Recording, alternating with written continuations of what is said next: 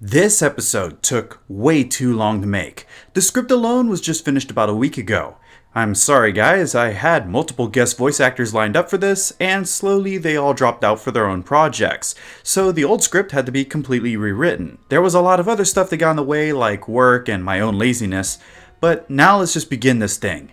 It feels so good to be back with my favorite series. This is the Airsoft Top Series, and today we'll be taking a look at some of the most creative, some of the most special, and some of the people that really give Airsoft a good name with their loadouts. Milsim and competitive speedsoft loadouts are one thing, but these loadouts take a little bit more to pull off.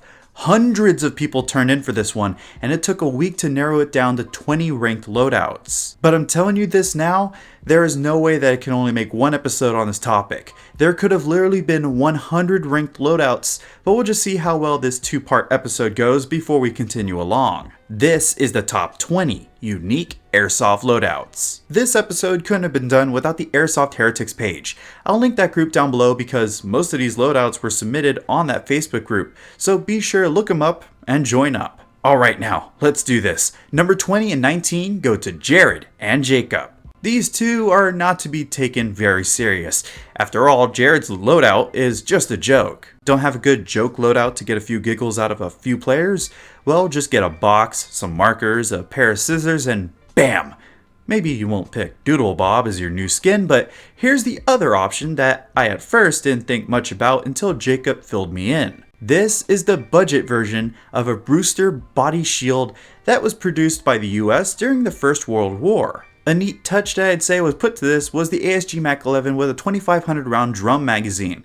That just adds a little bit more ridiculous to this. And that's really all to it. So congrats to Jared and Jacob for getting their cardboard creations featured, and thanks for the good laugh guys. But next up, we have Mark Cherry with his Halo Spartan laser kit. Yes, one of these exists. In his own words, this loadout consists of a Spartan laser, of course, and a Salient Arms 2011, until Mark finishes his Halo Magnum. However, as a backup rifle, he tends to bring along a Chrono Blaster, aka an unlicensed lookalike of the Halo MA5C assault rifle, as well as replicas of the Halo fragmentation grenades that carries a full load of 4,000 plus BBs. The rest of his uniform is slowly transitioning in the Halo Marine based ATAX AU, while his helmet started off as a Mitch bomb helmet with headsets running a Gen 1 Striker mask and a United States Air Force flight helmet visor. The Spartan laser itself is actually made up of 3 airsoft guns in one shell. You have 3 version 6 P90 gearboxes crammed into a central cage, while lights add animation to this piece. A custom box magazine made by Mark bears 3 feed tubes up top of the custom chambers that includes a hop-up tracer combo. This complicated craft took over 4 years and at least $2,000 in parts and tooling to put together, and it's quite obvious by the photos why a budget like that was demanded. Hand-laid fiberglass, Xbox rumblers inside to act as recoil producers, 900 hours of teching and painting, welding, Halo cosplay knowledge. This uniform took all of that and more, and it all led to a 22-pound rifle that can hold 4,000 rounds. And it can spit all those out at 2,400 BBs a minute. Soon I would assume that Mark will be putting together an entire Spartan kit with armor and a proper Spartan helmet, which really would have bumped him up the totem pole, but I personally would have put him up higher if this was just for gun builds. I mean, Microsoft themselves know about this project and even featured it in one of their online Halo magazines, and Echo One partially sponsored this, so what more recognition would you want from me? But Mark, you easily take the top spot for the best gun build for this show, and maybe in a lot of other categories. You have my girlfriend's attention as she's a massive Halo fan, and I give the Spartan laser a big seal of approval, but as for loadouts, we have to move on to 17 and 16.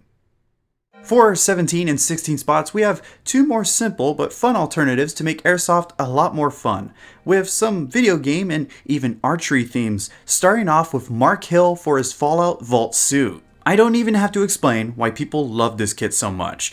As long as it's Fallout, then it's good. That's the rule. For some, that's more because of the older games, and for some others, it's solely because of Fallout 4. Either way, the judges picked out Mark for the show, and the submission polls were pretty unanimous that this had to be in the show by liking Mark's post so many times. Mr. Hill's loadout consists of a Condor battle belt with an H harness similar to the leather armor that can be seen in the games. He also threw on a couple magazine pouches for his sniper magazines and for his fusion core, which he does carry with him. On his head, we have a green knit cap and a steel mesh mask like I use with low pro eye goggles, while the famous vault suit was just picked up at a local Halloween store for $50. Mr. Hill said that this loadout was great for a Fallout themed event where everyone had to scavenge for ammo and earn caps to survive. The rest of the gear, like the shoulder combat armor and Pip-Boy, was all 3D printed and painted by Mark himself, thanks to Daniel Lilligreen's models on myminifactory.com. Mark's future plans are to expand the armor to the chest and back, but for right now, it's like Mark just walked out of Vault 111.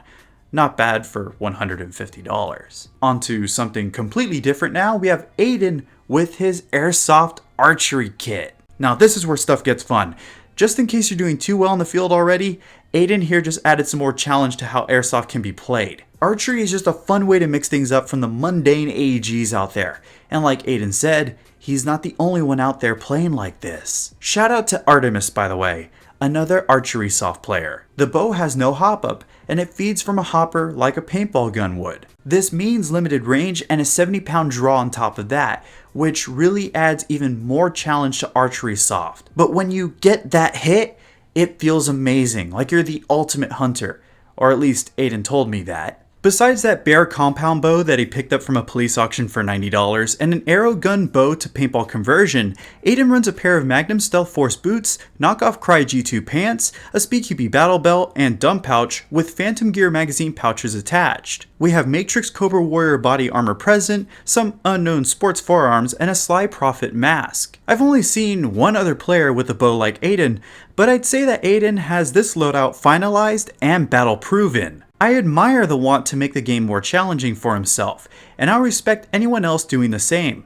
Think you're a good player? Then how about you try out some archery soft? Then for our last loadout for this segment, before we get into some more realistic offerings, let me introduce Dom from the UK with the last Halo themed kit for this top 20. Unlike how complex Mark's Spartan laser loadout was, this kit comes with a much smaller parts list. Starting with a cummerbund chest rig with some add-on shoulder plates and a police-issued riot kit for Dom's arms and legs, he also has under his tack gear a multicam jacket with some generic cargo trousers. The unique traits of this kit, as described by Dom, was the ODST helmet, which he 3D printed, then professionally painted via a commission. When I see a loadout that's made just like this one, so the player who's using it can just have the most fun on wherever field he's playing on, I just get this desire to build a Hellgas kit, or one of the police officers' kits from Jin Row. I'm sure it'll still be kind of miserable sometimes if you're wearing something like a full Spartan kit, and if a single BB can still knock you out like any other player, then some people might not see the point of this. Because then again, you could just go out there with some, sweatpants and a wife beater and do the same thing. Still, I'll give people like this a bigger thumbs up than any of the average Spec Ops guys I see copy and pasted everywhere I go. And it's kind of sad to think that some loadouts that were special way back when are now so commonplace and just sprinkled about everywhere, kind of like how some of the Russian loadouts that we see all the time are. But I'm done rambling for this part. These next builders, luckily, don't fall into that circle. I never thought I'd see one of these loadouts. Maybe somewhere else police loadouts are abundant. However, for the 14th spot, I like to introduce the first police department loadout I've ever seen, and funny enough, it comes from the UK despite being an LAPD uniform. The chap rocking this uniform is David, who put this together with an old US Army PSAGT helmet and riot visor. A Conqueror Midnight Blue shirt and trousers, as well as LAPD shirt buttons were used, as well as replica police shield lieutenant badges. We also have the proper lieutenant bars and collar and name tag. David also uses Armour of America's body armor for the undershirt, a Rothko LAPD police jacket, a police belt with a left-hand holster, and Goodrich pouches with some marked LAPD. He even sourced an old Motorola radio for the loadout. Then to wrap it up, David runs a classic Army M4 with a holographic sight and a WEG-17. Everything apart from the badge was real on this loadout, and standard issue, says David. David also said that he probably got the idea for this loadout after watching 44 minutes, but it does come in handy for CQB games since this kit is relatively light. Again, I love seeing this loadout in the submission polls. I'm not sure how hard it would have been to actually put this PD loadout together. I think it would be easy, but then again, like I said earlier, I'd never seen one of these kits before until this episode. Just like how I've never seen a World War II Australian North American campaign kit.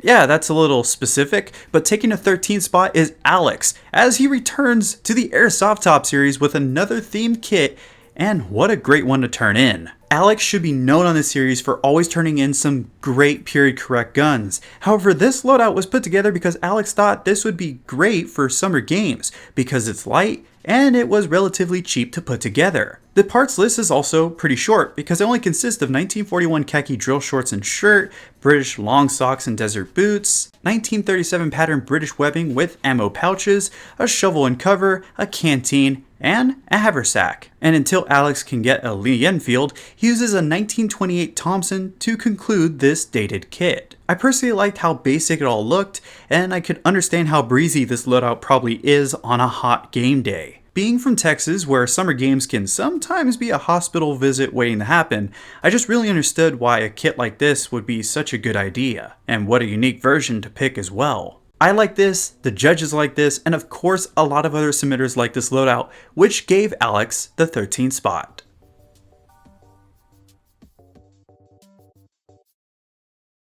Alright, now for the last two entries for this portion of the top 20. We're going to go real quick from fantasy to unique milsim before we really get into some of the crazy creative stuff that makes up the top 10. I mean this when I say this. The top 10 I have set off to the side right now make up some of the best stuff I've ever seen in Airsoft. So if you guys like this show so far, or if you want to see a top 10 as soon as possible, then go ahead and spank that like button like some thick booty. These builders need to have their stories told, so let's get that like button smashed. Okay, now for the 12th spot. Play the soundtracks in the background and begin the comments that will be debating if Star Trek was really a better series or not. This is Stu's Rebel Loadout. This was all put together due to Stu's love for the Rebel troops and how they didn't have a strict criteria on how they looked. Being made of actual military kit pieces was another big push for this loadout, so there's your reasoning right there. A lot of people do their best to put together the "this is NATO" or "this is Russian" kit, and this is not part of that. Not to diss on those folks at all, I just really love Star Wars, said Stu. Making up this loadout, Stu put together a Gurkha jacket with some regular Rothko pants and a lot of pouches that were used in the Cold War and World War II era. Then Stu got a real M1 helmet with some parts found on Etsy, such as the tan custom covers and fiberglass parts that goes around the helmet. Of course, he did get himself an S&T Sterling as well to make this really come together. And when it's time to rebel, this is the kit you do it in, either that being at a Star Wars themed game, or when you just want to add a bit more variety to those average game days, and that's why I like this kit. But then we have our 11th spot. Yes, it's a milsim build, but not like you've seen before, if you know what you're looking at. An American kit is easy work, and that goes for all the once unique Russian kits that have become so common at many events now. With the American themed loadouts taking center stage nowadays, Australia seems to be well and truly forgotten. Currently, the Australian Defence Force are changing camouflage to AMCU from the DPCU, Jellybean or Ozcam kit, which now means that DPCU is more affordable, which leads us to Chris's impression. Chris chose this mid-2000s look for two reasons. The kit was readily available apart from the body armor cover, and importantly for its comfortability and use in longer games and milsim events. If he wants a lighter approach, he can easily ditch the armor items and just keep the assault vest on, and if he wants to wear the armor for mount milsim events, then the vest just sits perfectly over the armor with little adjustments. The kit consists of a LAN 125 DPCU uniform, a LAN 125 assault vest, a Riben X303 helmet, red Bactera boots, and the rare Australian issue body armor cover with foam filling. Australian clothing and equipment is also built for hot weather, so it instantly makes for a great summer loadout, and although the camouflage is designed for the tropical northern territories and dry outback in mind, it works great all year round in the mixed woodlands that Chris deals with in the UK. And if you are wondering, his rifle is JG based to make an F88 rifle build with M203 underslung. I at first was quite surprised just how well this kit stood out from all the other builds. Remember, over 500 people submitted, however the judges kept an eye on this one for some reason, but then I really started to realize why. They of course like the crazy stuff that will be featured in the top 10, and they like the rare Milsim kits that they've never seen before. People in the submission polls also showed their love for kits like this one with all their likes, which pushed this to make it to where it is. Don't get all your judgmental comments started off when you start seeing Milsim stuff like this though. Yes, I have so much more for you guys to see, including a mech suit, probably the most famous airsoft juggernaut, some amazing apocalyptic loadouts, and the best World War I loadout I've ever seen. So if this isn't your thing, then trust me, there's so much more. So stay tuned for part 2, and remember to show your love for all these builders with the comments, and be sure to spank that like button. I'd like to thank you all for watching though, and I'd like to thank the Airsoft Heretics page on Facebook for hosting the most popular poll for this episode.